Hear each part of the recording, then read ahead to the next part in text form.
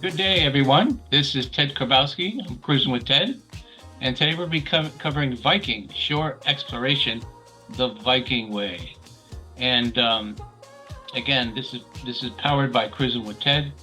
And our speakers today are Darren Dolan, Director of Business Development, Viking Cruises. You see him on the left, and that's me on the right. Ted Karbowski, President of Cruising with Ted. Darren, go ahead and take away. What's going to happen? Darren's going to present some things and cover a short exploration of the Viking Way. And then after that, immediately, one of my friends, one of my guests, is going to cover specific shore excursions with Viking. Go ahead, Darren. Hey, thank you, Ted. Thank you very much indeed. Great to be back with you. Great to be back with your clients again. And wonderful topic you've chosen today. I think, when we talk about Viking, one of our taglines is discovering the world in comfort. And it's all about destination. It's all about discovery. And with the four different elements of cruising that we provide, that is the source of the reason. It really is immersing ourselves in the cities, in the towns, getting you to, spend as much time as possible. Another thing we love to say is, maximizing the length of time in port. I think that's very important to us. So whether it be on the rivers or the oceans, this is really our goal for you to immerse yourselves in these places that we visit. Another one of our taglines is the thinking person's cruise, aptly named by a wonderful chairman, Mr. Torsten Hagen. You may have seen him on our TV commercials. He is instrumental in bringing that Viking feel to our experience. He likes to say himself, he is a true Viking guest. That's why he understands, and this is why we're able to really engage with you when you come on board. It's all about the discovery. It's all about the broadening of the horizons educationally, and to learn and explore. I think those two things put together are absolutely ideal. And we understand that many of you out there may be committing to your vacation, to your Viking trip, a year and a half, maybe 2 years in advance. And what we do, we provide content for you to keep you engaged. Items that will be, of relevance to your upcoming trip. Ideas for books, TV shows, movies, etc. They really just allowing you to do a little bit of research when you get there. So when you are there, you know what you're looking for. There might be highlights or particular place of interest that you really do want to visit.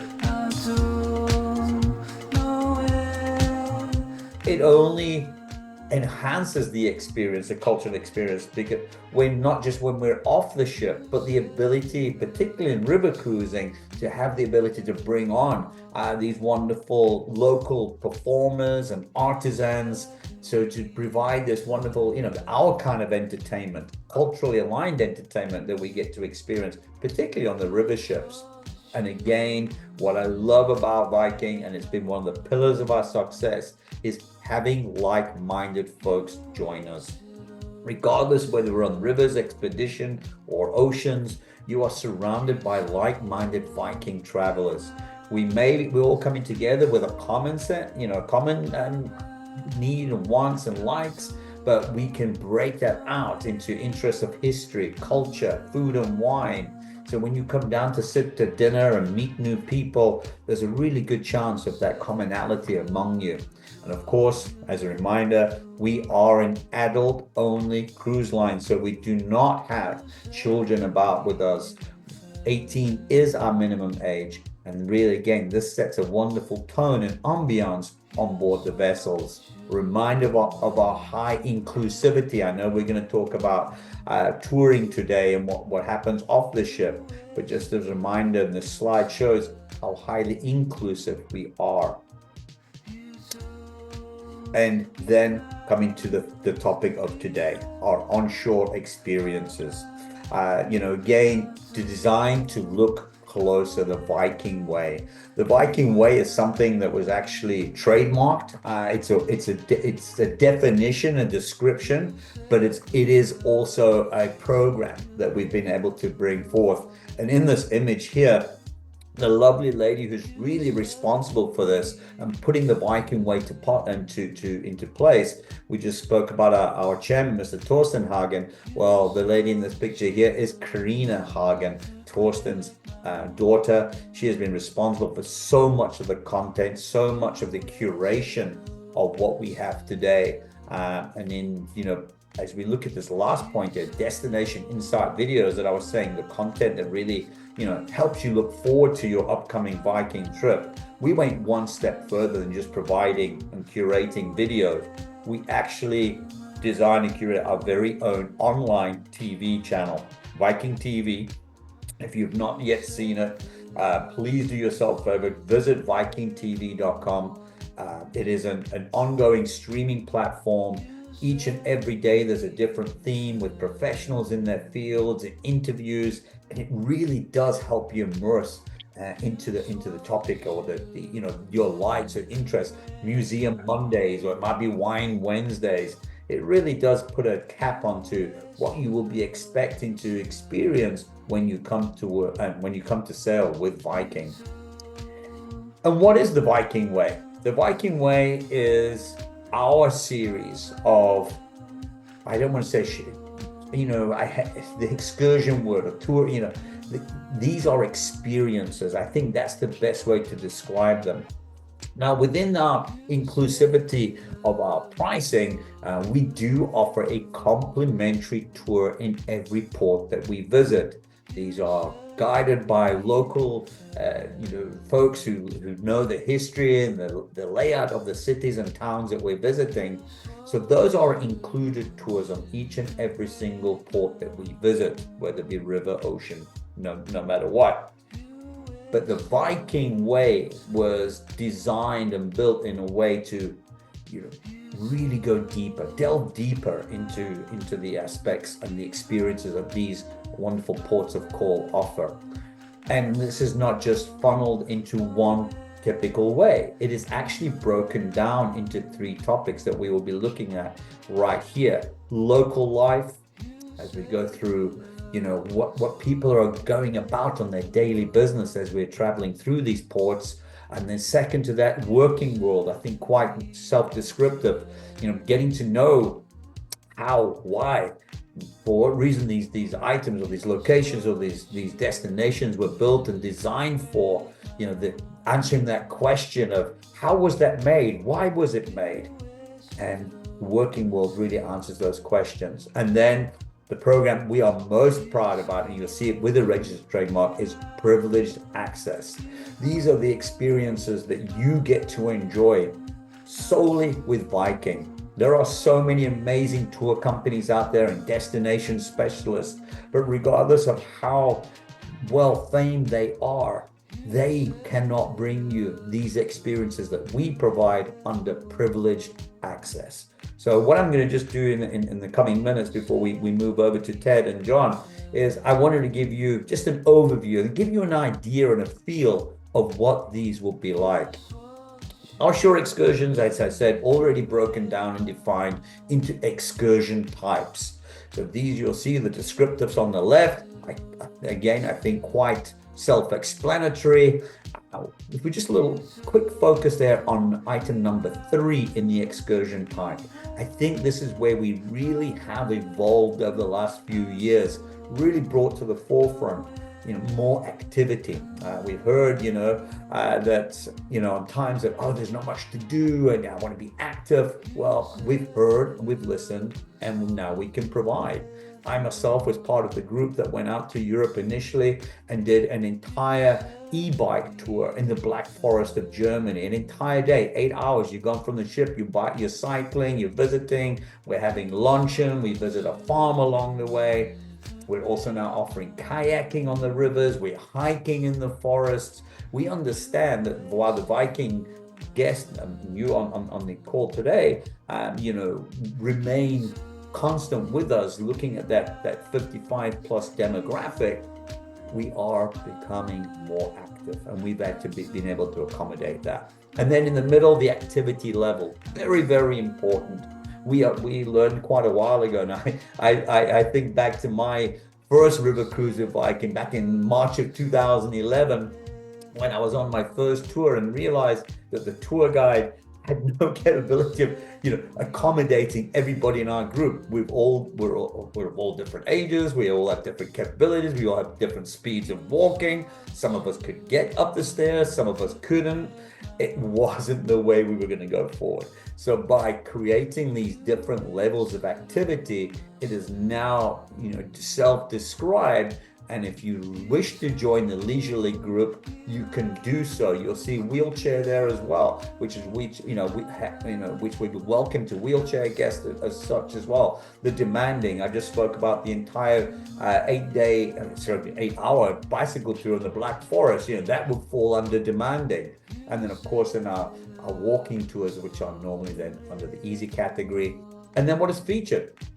We may go out to enjoy a museum or a wine farm along the way, but built into that tour will be different features, which normally will be, as we see here, a meal, maybe a snack, allowing time for shopping at the beginning or the end, or in the middle of these tours. So absolutely, as much description, as much information we can provide you, the better it is, and the more aligned you will become with those tours, and immediately be able to say, well, that might not be for me, but I see the next tour, oh, that's perfect for me. And the image on the right there with Paella gives a great descriptive of everything coming together. It's a local life tour. Of course, it incorporates a meal. It's into the natural world, and it will be of moderate ability. So, just really look out for those. I'm not going to go into descriptions of these.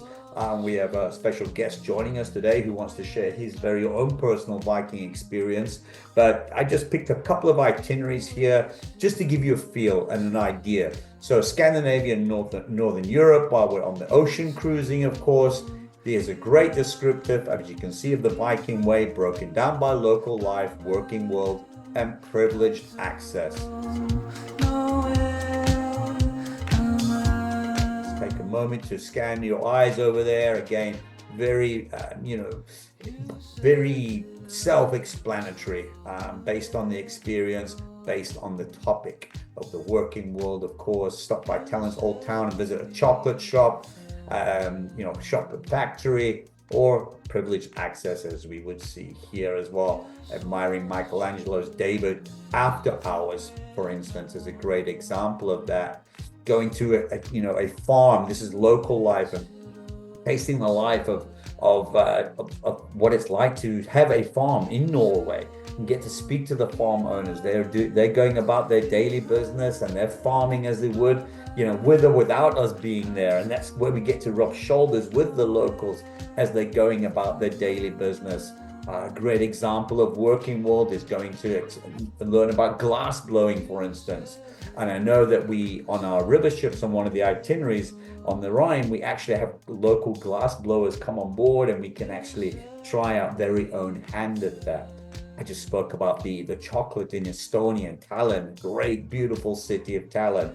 And to get to see the makings and how the chocolate and the cacao is sourced, and then just getting to make our own, but even more so getting to taste it and buy it and bring it home. That's one of the beauties of the tours and the experiences that we provide, is the ability for you to bring those stories home, to bring back some of those products that you may have actually been part of hands-on making. Goes without saying, as we look here, if we were visiting Dublin, Ireland in one of our North European tours, and again going to the famed Guinness brewery. Privileged access, going to the farm museum, again after hours when nobody else is there, and have the ability to wander around and learn all about the Viking shipbuilding. Of course, that goes hand in hand with whom we are as a brand, right, and our Scandinavian heritage. Moving water now into, I just chose France just as a random example of what we do on the river cruising. Again, local life. Going to a local market in Bordeaux, the shopping with the chef aspect, which is wonderful. Go with the chef. He's renowned when he goes to the markets. They all know him. We get to sample some of the local produce. It's one of my favorite. My food and wine is my passion, so I always just seem to tend to, just tilt towards those experiences. Again, on the on the working world, and we'll look at that shortly when we're in Le Bon in in Bordeaux as well, going to the truffle farm and you seeing how the truffles are discovered by the dogs, but then also at the end of it, how truffles are used in the cooking process and getting to chance those as well. And then, of course, privileged access is something, again, that I mentioned earlier. It's just something that's really wonderful. Again, going to these markets, this is one of my favorite things to do, and really, immerse yourself in the smells and the feels and the taste. And it's just beautiful to see how in Europe particular that the residents there, they'll go shopping for the day. For instance, if you come and buy the oysters here, they'll buy a dozen oysters and take them home, or they're buying one baguette for that evening's meal. I just love it. It's passionate about, it's just wonderful. I just spoke about the essence of the truffles and the world of the truffles here when we're in Le Bon, and the Perigord truffle, and meeting the truffle farmer and his trained dogs. But again, that will be all good and fine, but how does a truffle taste if I haven't had one? What ingredients go and pair with the truffle? What dishes can truffle be used in? And of course, that all culminates in this wonderful working world experience. Hands down, probably one of the finest experiences I've ever had in Viking, and that was going to the House of Camus, that's CMUS, in Bordeaux. At the House of Camus, which is the only remaining French-owned house of cognac. Here we go with the master blender, as you see in this image here, and we work through the variants and the different aspects to making our very own cognac, balanced and created in the way that we like it, based on percentages. And then we go into what looks like a science experiment here. Finally, we get that wonderful, perfect balance to the cognac that we would like to have. We bottle that, we hand label it. You are given a blending number, and that blending number remains yours. So we leave the House of Camus with our very own bottle of cognac. But the beauty of this, it keeps on giving, is as a respect to the blending number that's been assigned to your very own bottle, you can actually reorder when you're back here in the United States. Absolutely wonderful. And then Mediterranean ocean cruising. Again, of course, it just continues, right? Local life, being in Spain and getting to, experience the passionate display of flamenco dancing, or the working world as we would see here. So many of, learning the handcrafts and seeing how pottery and ceramics are created around them. Privileged access again, enjoying an exclusive behind the scenes after hours tour of the Palace of Monaco, the Princess Palace of Monaco. Again, opportunities that Viking provides that you would not be able to find or experience with any other tour company or cruise line. Again, I think, it rings, right? These are the reasons why we are traveling: for food, for wine, for culture, for history, for architecture. All these elements and all these experiences are brought to you by means of the Viking way. And I think with that, Ted, I hope I've covered basically, the essence of what Viking brings to the experience. We're not just cruising, we are exploring, and we are experiencing.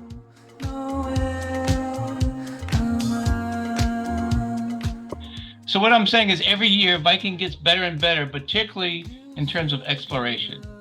You're going to more places, you're improving the whole industry in terms of how you do it. You are the leader. Is that right? I'd like to think that, but I'm biased. I think we'd have to listen to a neutral and see what his, what the client's thoughts are. But we're very proud of what we do. Look at the awards. Look at the amount of people. The trends you said. Of course, every cruise line, every company has their advantages, but I think Viking overall does a really good job. Okay. Thank you. Now, but we have. Okay, this is my website, Cruisin With Ted. That's me. So this is free. Anybody can go to my website. You don't have to belong. You don't have to pay anything. you can go on here and you click World Destinations. And up here, these are all world destinations up here. And here is browse by all destinations. So let's say you want to find out something about London.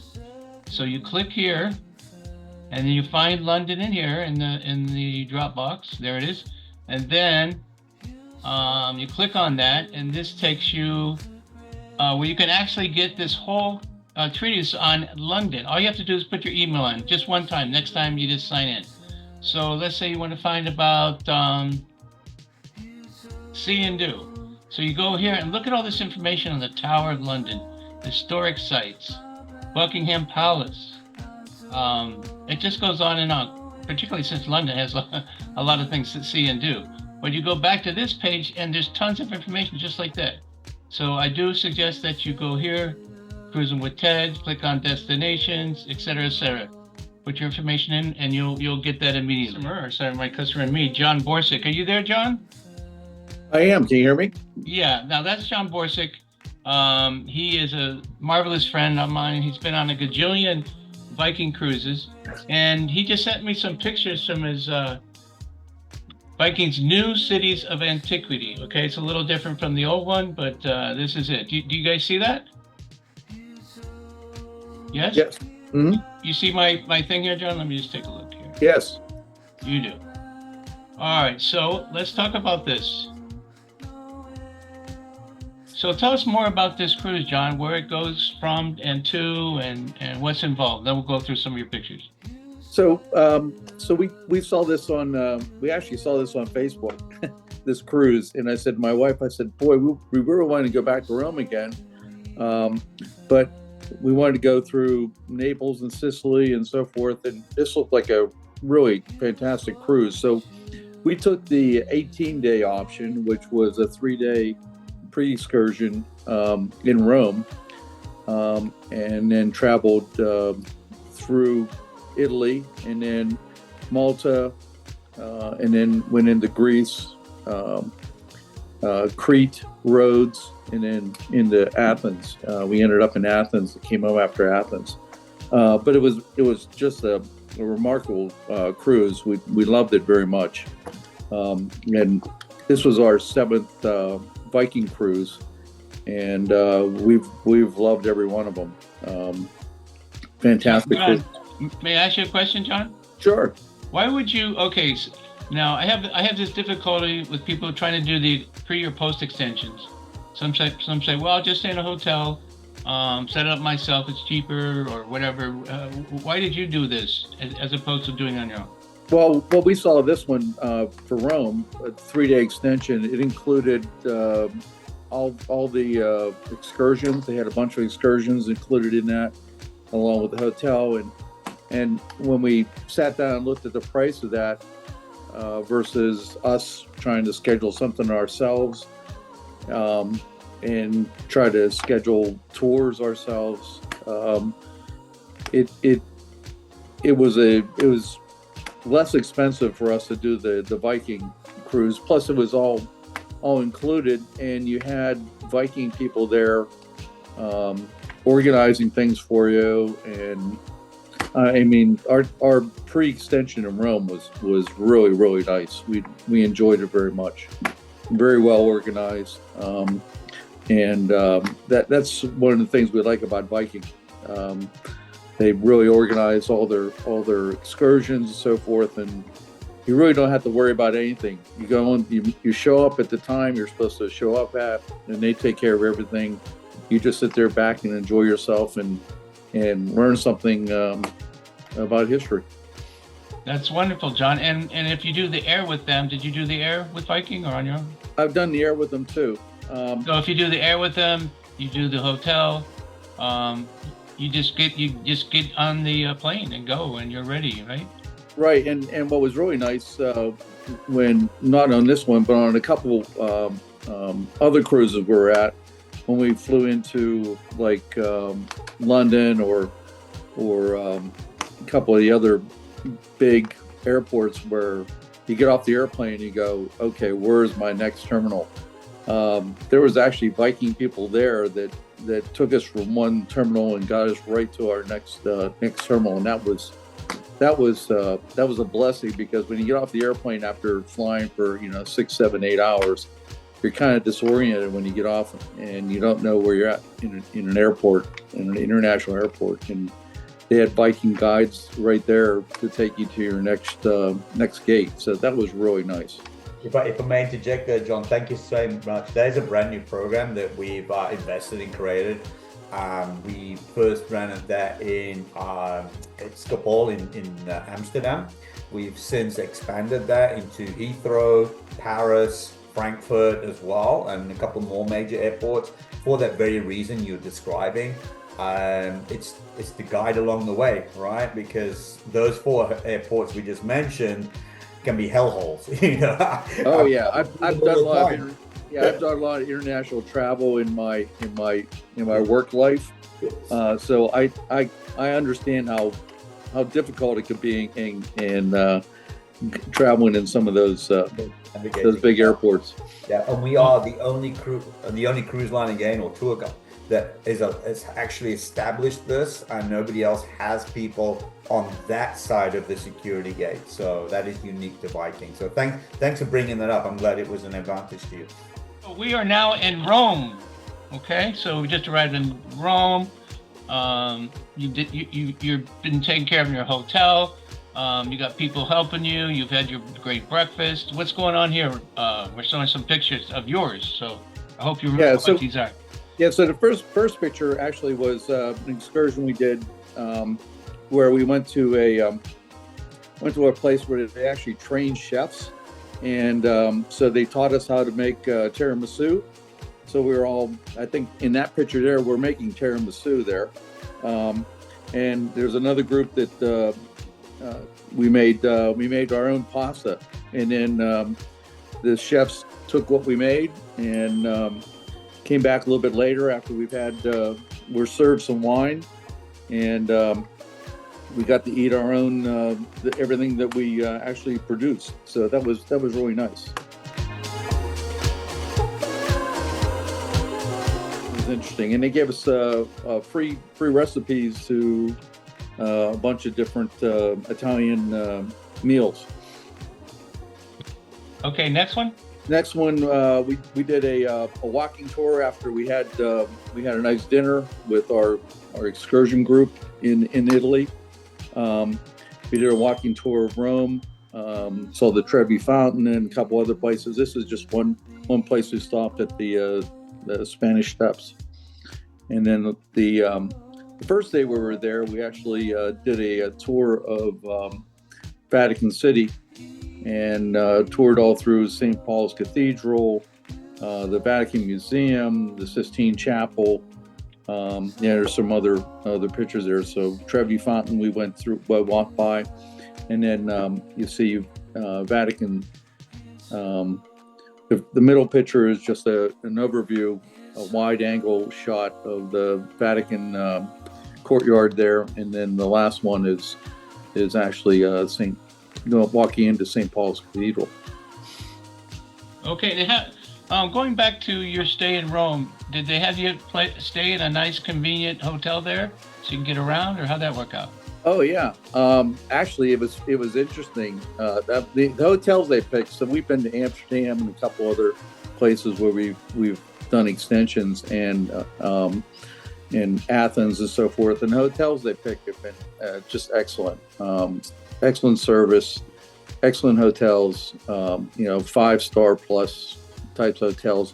In fact, the hotel we were at in Rome, it was funny because they had a king staying there while we were there, and the king had booked 35 rooms of the hotel. So we got to see they rolled out the red carpet for the king, but we tried to get on the red carpet, but they wouldn't let us. But that was interesting. We got to see the king and his 12 wives or whatever. That wasn't a royal carpet. That was Viking red carpet. And what about here in Naples? Now we're in Naples. Yeah, so we traveled down to Naples, and we the excursion to Mount Etna. No, we didn't go all the way to the top. There was another excursion that took the tram all the way to the top. It was another 3,000 feet, but we stayed down. But we were above the clouds, and it was a cloudy day. So in that first one, that's one of the lava rocks that gets thrown out, I guess, when the volcano erupts. Were you trying to take that as a souvenir home and put it in your bag? Yeah, well, they told us we could take as much lava as we want because they got plenty of lava there at St. Edna. So actually, we did take a bunch of lava home with us. It's supposed to be good luck. Usually, when you take stones from a place, it's bad luck, but at Mount Etna, it's good luck. So yeah, we had a bunch of lava rocks with us at home, but we couldn't take that one; it was too big. Go ahead. The next one is when we landed in Malta. So the first picture is the port where we stayed at in where we docked at in Malta, and then we did some excursions into Malta to Valletta. The one excursion we had was a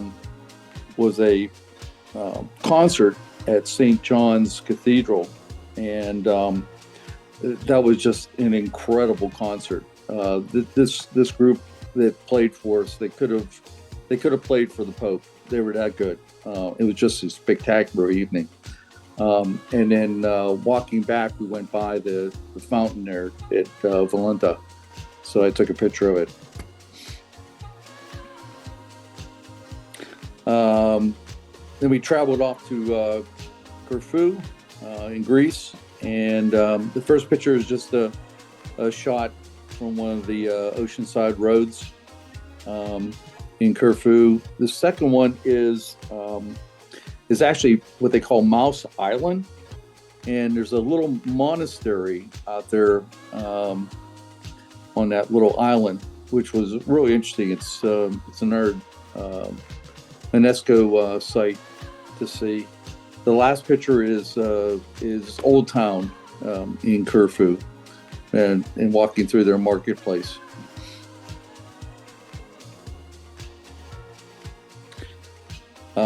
Olympia. So we've been to Olympia before, but we decided to go there again because there's just so much to see there. And they had some new exhibits, a new exhibit open in Malta.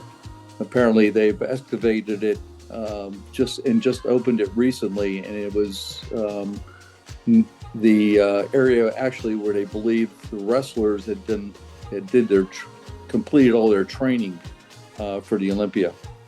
The first picture there is actually Olympia Stadium, which I think I remember somewhere like 50,000 people, and it was only males were allowed to be there to watch the Olympic Games in Olympia Stadium. If there was a female there, I think they killed her. They weren't allowed to attend. The middle picture is the gates going into Olympia Stadium.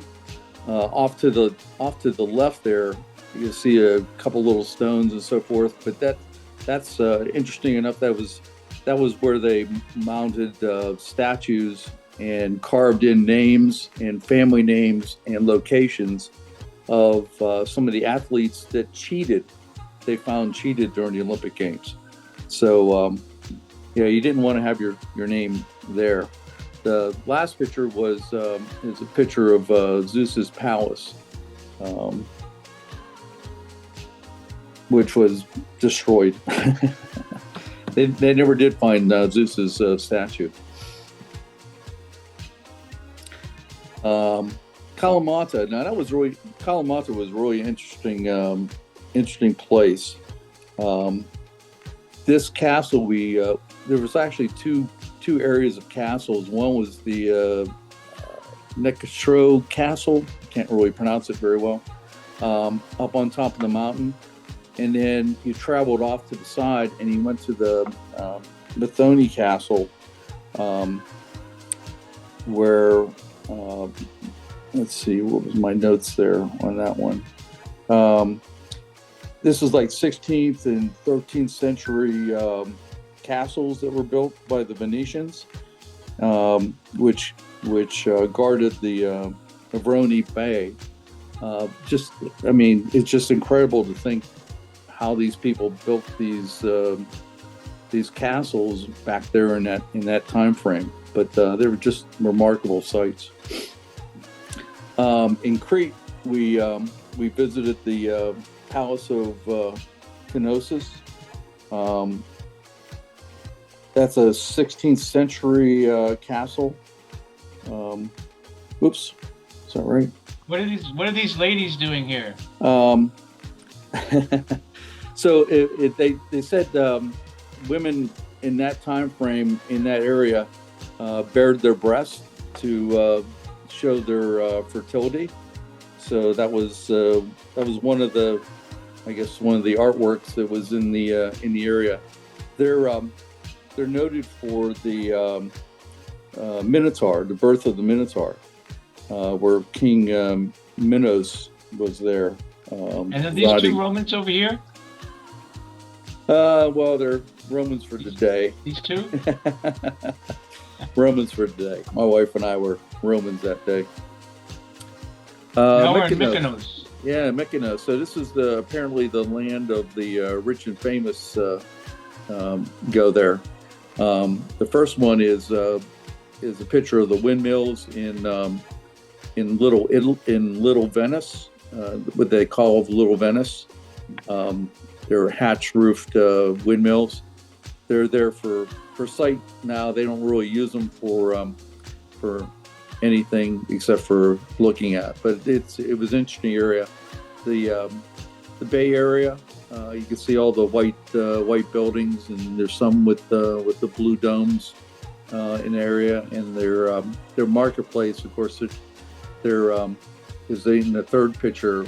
There are narrow walkways through the marketplace, and in front of each store sort of paints their stones in front of the stores.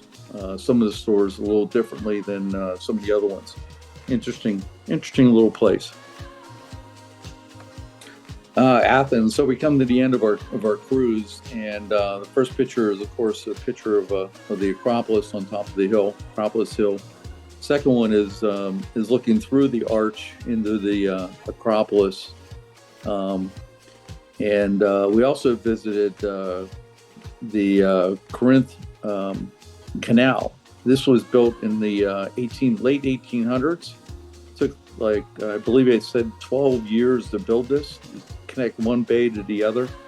Unfortunately, they didn't build it wide enough for some of the newer vessels that go through. So it's mostly, luxury boats that go through there, or fishing boats at this point.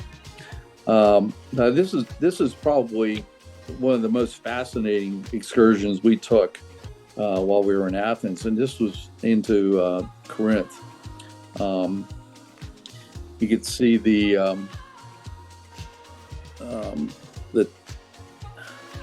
temple of Apollo in the background there in the first picture, and then the site is really large. The middle picture is showing where St. Paul was preaching to the Corinthians, and the Corinthians apparently were very interested in medicine.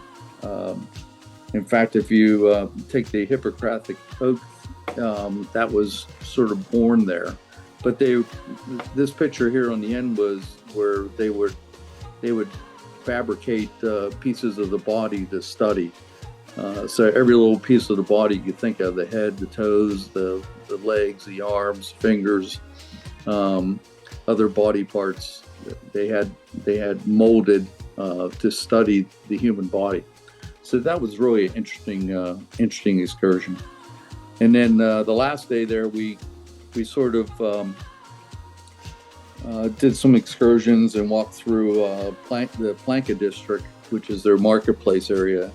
Had lunch at a restaurant that we actually had lunch at a year and a half ago when we took our other cruise into Athens, and we were getting serenaded in our middle picture by a group walking around singing and dancing. And that last picture was our last night in Athens from the boat, looking into the bay in Athens. Looks like a painting. Oh, the sunset was absolutely gorgeous that evening. All right. Well, thank you so much, John, for your participation. I hope that was of interest. Thank you, Mr. Dolan, Darren Dolan. Anything else you would like to say? No, I think, John, thank you very much for sharing your personal experience. It's one that is mirrored, and as you said, you've been with us 7 times, so we must be doing something right for you. So it's what we strive for, for you to come back and be able to experience and share, sharing stories and referrals. It works for us very much so. So thank you all so much. And Ted, thank you for the opportunity, and thank you for everybody joining your group here today. Thank you. Thanks so much. Yeah, I like to hear from actual customers, people with experiences. I can stand up here and talk all day, show pictures, but it's really about the public, the people are going out there enjoying this, finding the world. Doesn't get any better than that, right, John? Yeah, in fact, every cruise we've taken, we've actually become friends with people that we've cruised with. So, we have a large number of people that we still talk to that we've gone to cruises on. So, it's interesting the people you find on these cruises and enjoy these cruises with. Right. All right, thanks so much. If you also would like to join me in one of these presentations, I put my information there in the chat. There's my phone number there, 954-290-8626. hello@cruisinwithted.com. Always love to hear from you. And plan your next trip with cruisinwithted.com. And keep traveling, everybody. Bye-bye. Thank you. Bye-bye, everybody.